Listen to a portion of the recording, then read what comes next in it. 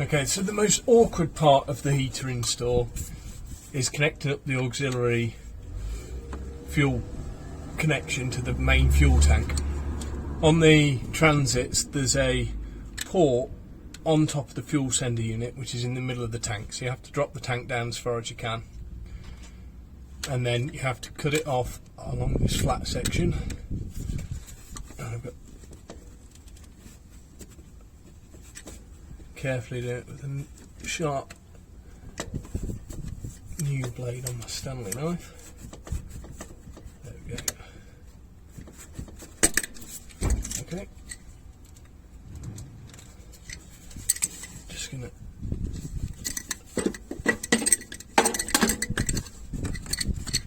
make sure there's no burrs in it.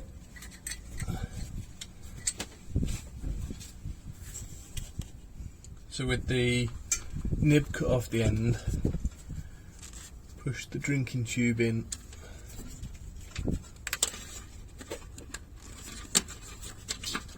all the way down,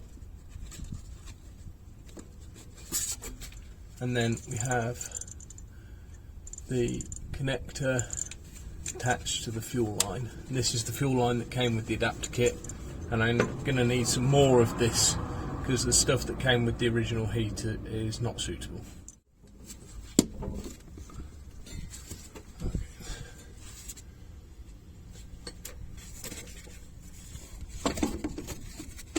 Okay, yeah, without being able to, without a lift, this job is just awkward.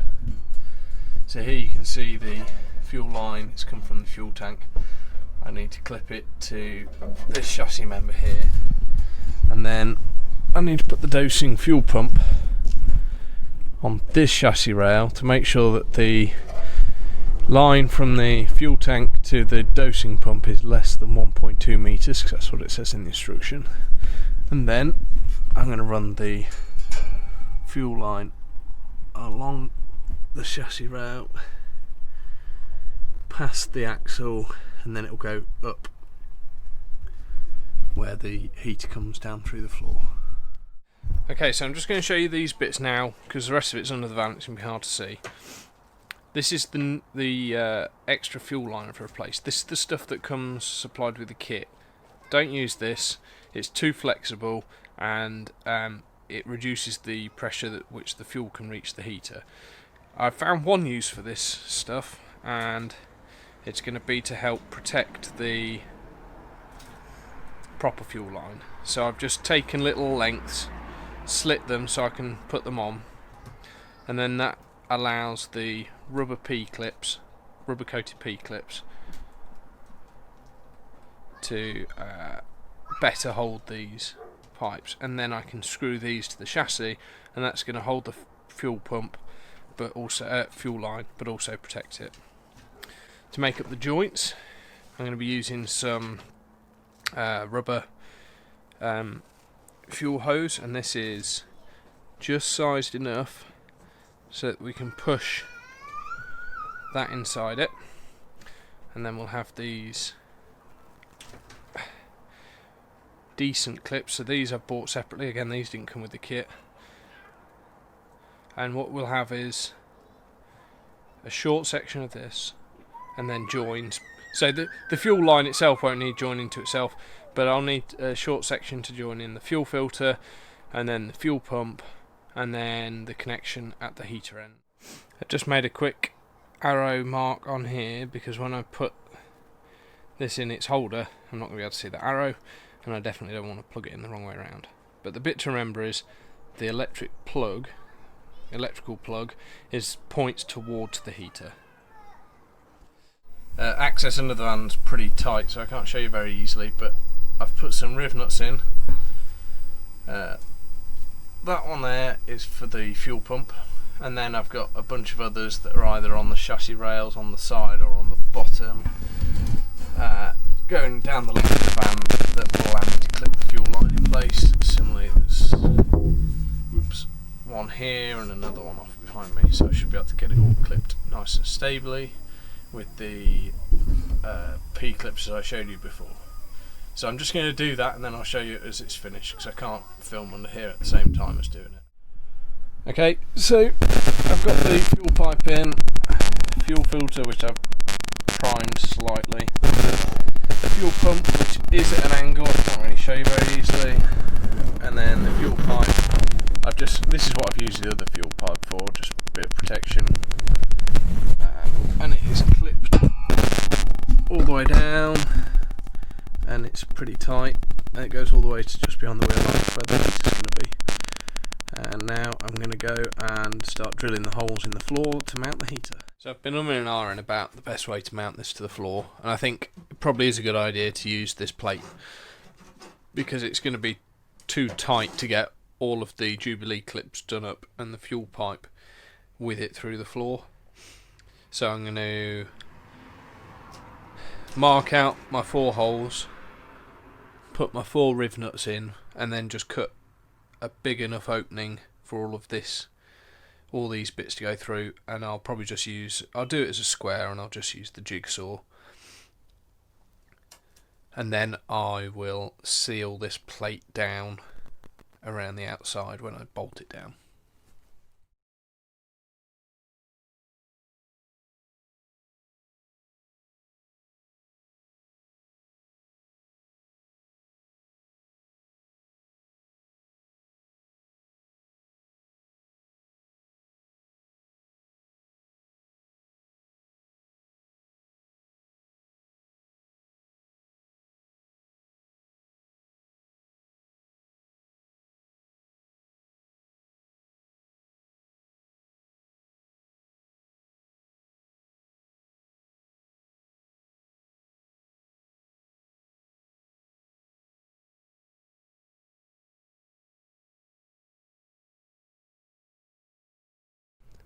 I've now run the fuel pump power wire alongside the fuel line all the way back to the fuel pump, plug that in, and now I can bolt this plate on here. I did have to extend this wire, but it's only 2 cores, so it's pretty simple just to crimp in another piece and tape it all up nice and watertight. So the heater's all installed, and I did attempt to do a test run. I managed to prime it successfully, but unfortunately the power supply that I've got hasn't got enough juice to run the heater proper. So when it was heating the glow plug up, I think the current was too high and it tripped out my power supply before it actually got around to trying to light it. So I've got to think of something else. I have got a spare car battery, so I'm going to put that on charge tonight and see if that's going to have enough juice tomorrow to at least get it to turn on and test to make sure it fires alright. The good news is it primed fine and it got fuel all the way up to the unit, so I think it should be fine. I just need to get it with enough power to actually run. So here's the first test of the heater. This time I've got a spare battery, double checking the battery voltage. This was a problematic battery, so I'll have to keep an eye on that. This here is a clamp meter to keep an eye on the current, and then here's the controller. So let's turn it on, see what it starts doing. Okay, so current is climbing now. It's about 4 amps going up. Voltage is still above 12. That's fine. I'll come back in a minute. Okay, so the fuel pump's just started and it's drawing about 10 amps. It's obviously pushing this battery pretty hard, but hopefully this is going to ignite in a minute.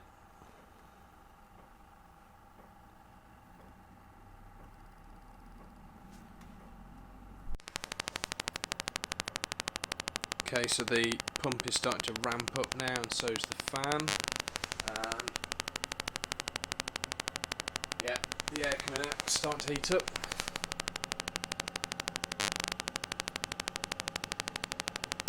It's still drawing 9 amps.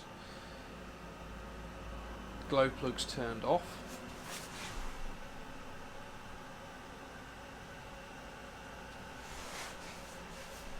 That's current's dropped now to 1 to 2 amps.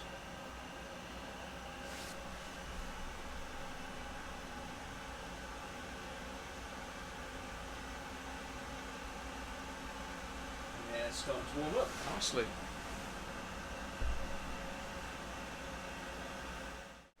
So the heater is currently on maximum, I think. Don't know, I need to learn how to use the controls a bit better. It's drawing between 1.8 and 2.7 amps. So whatever that averages out to, 2.4 or something. The battery voltage is stabilised. Again, this lead acid battery, it's not quite right, which is why we changed it out. But it's all I had lying around that might be able to deliver enough current. And yeah, it's nice and warm. Let me just take you outside and show you the exhaust.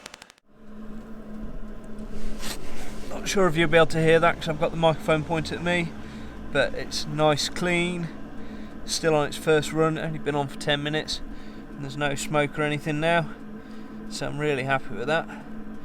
And the pump is barely audible above the noise of the fan. Let's take you around to roughly where the pump is. It's just under here.